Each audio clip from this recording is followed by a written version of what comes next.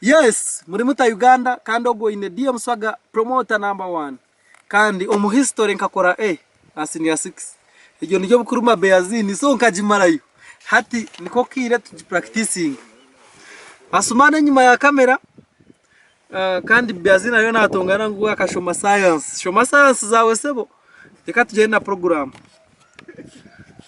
Yes, ebinajya fayo kandi nyina magambire ni manguru kumo gwenda nshanju neshatu Museveni akayafa ningati mukucimanya kandi akayafa ero muri Mbale so echo nikitekateka mukari cyabireho cyanziza kuba cyahindura history ya Uganda konka kirabireho kandi o mukamarimu kagumiza mu yachitera skari gizo ajyo ko kubanza umwaza aho ebiro 30 byo ko kubanza kumo gwenda cyenda neshatu Museveni yabona kufa wakireba oizo benyo genyine Museveni no muhekera kandi camouflaging as a student from Tanzania together with 2 other colleagues akabana jata ati njyo mweji kuruga Tanzania sakayo nabuza ati njyo mweji kuruga Tanzania kandi akabayine munywano uba kweta Martin Mwesiga na Mpima uko Kazimoto abajenzi bakaba tayayire one of their contacts Maumbe Mukhwana on protana bakaba batayayire umuntu babeni bakoranawe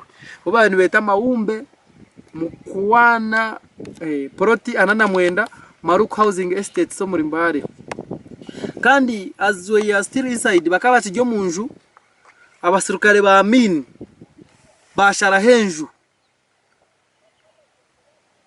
bakashara henju a battle of life and death ensued so bakashara henju ejo bakijyo mundao nao bajangwa embundu zayaka so kurgo mu kitabo cha Museveni cyo kweta his book Sowing the Mustard Seed. Museveni wrote on page 79, the soldiers surrounded the house in a very unprofessional manner without cocking their guns. They only asked one question regarding our identity.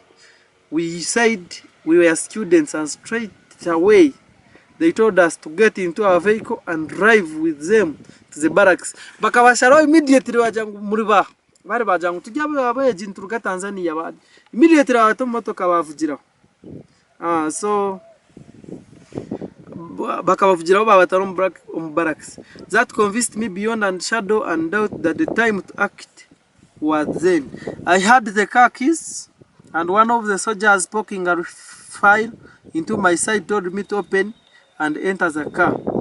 Taking them by surprise, I jumped over the hedge, hoping that my colleagues would follow my example and scatter in different directions at that time, or that they had not done so. Museveni writes.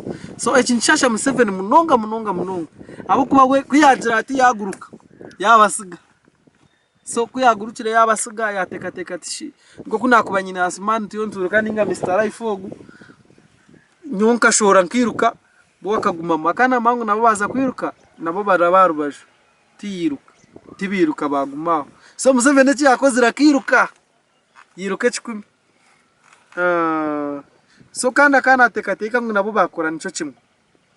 Museveni further ran towards the enclosed forest below the housing estate. The people in the housing estate, seeing me running past by soldiers, thought I was a thief and tried to intercept me, but I brandished my pistol and scared them away as I ran.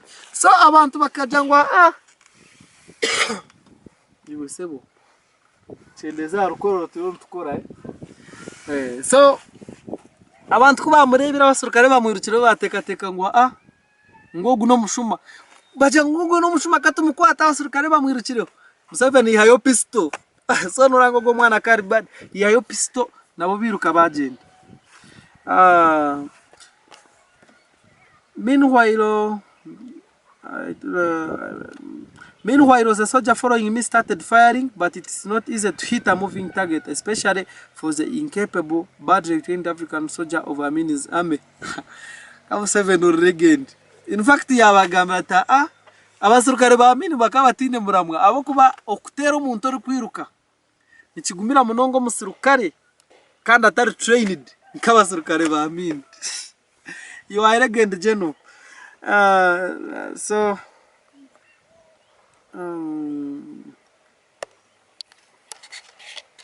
I reached a big tree, took cover and fired on my passes with my pistol. When the soldiers realized that I was armed, they broke off the chase. These were soldiers accustomed to shooting at unarmed members of the public. They were not used to answering fire with fire.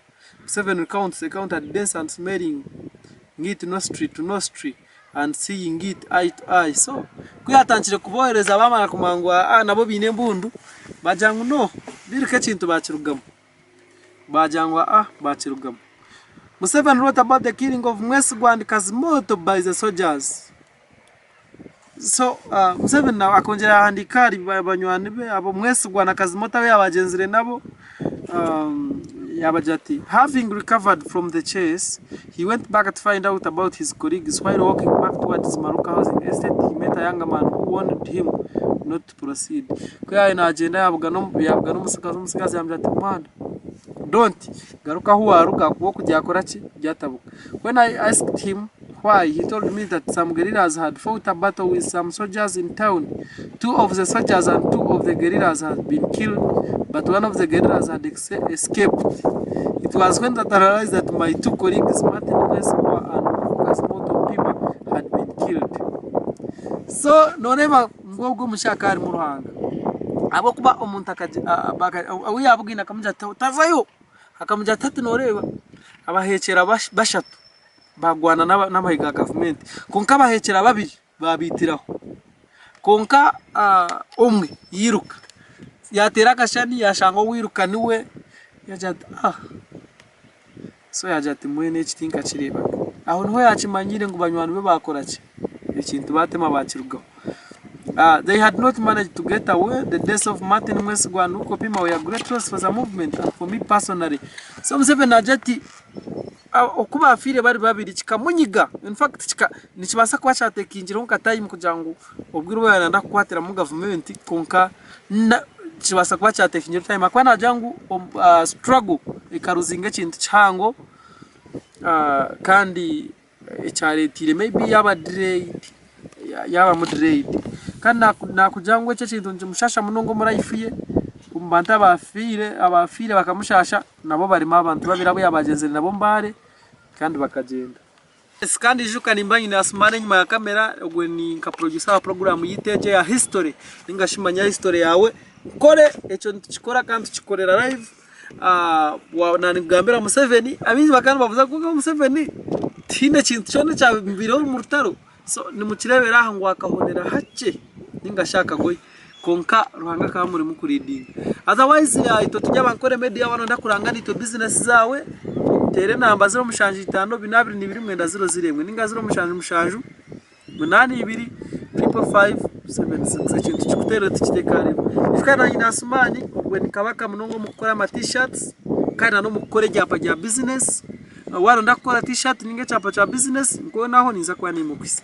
Otherwise ja Museveni kwebiri kandi nko kunagambira kumogwe na shanje neshatu rukarigiza ryo kubanza umwazo ibiro 30 uko kubanza Museveni akayakora ki akaba yafa ukayahona mwebare kutuwacika